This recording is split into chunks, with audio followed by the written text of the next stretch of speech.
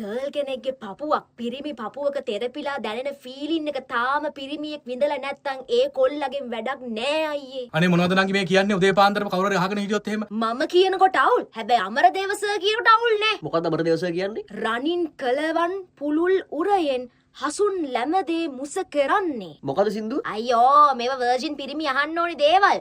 ඈත කඳුකර හිමවුවරනේ. ඈත කඳුකර හිමවුවරනේ සින්දුව. ඒකේ කියන්නේ අයියේ නල කුමාරයාට ගැහණියෙක් තුරුල් වුණාම දැනෙන සැනසුම.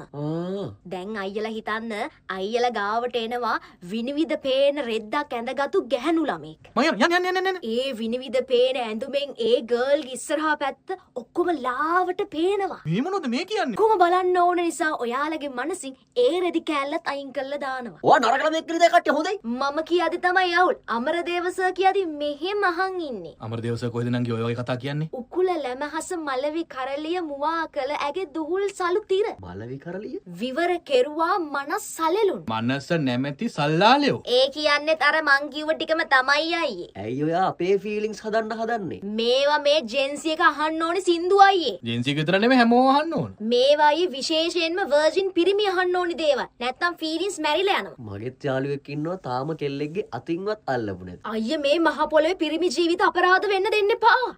අයියේ හිතන්න ලස්සන කාමරයක අයියත් දෙක ගර්ල් කෙනෙක් තනි වෙලා ඉන්නවා. ඇයි ඒ? රයිස් එකක් කන්න. තනි වෙලා ඉන්නේ ආදරේ වැඩි නිසා.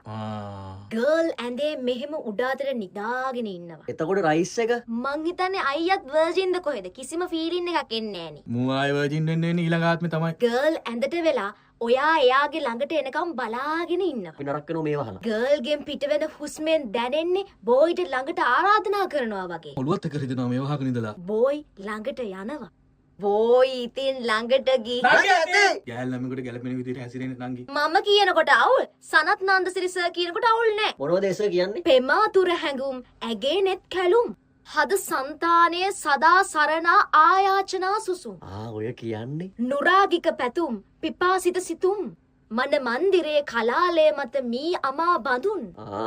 අරා සිරි යහන් නිදා වැතිරෙමින්.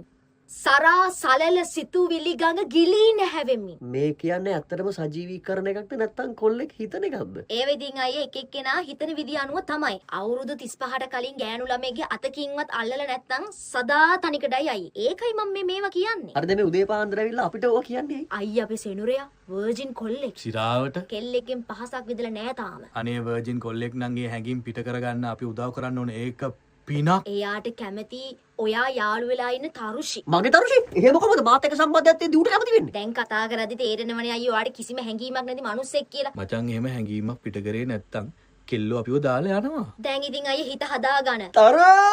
අයියේ එහෙනම් අද ඉඳන් ඔයා අහන්න වික්ටර් රත්නායක සර්ගේ අහිමුණත් නුඹ ලැදේ සින්දුව. මචං ඒකේ තියෙන ශෘංගාරයද? නෑ විප්ලම්බ සුංගාරය. වරින් යන රයිසයක් අත්.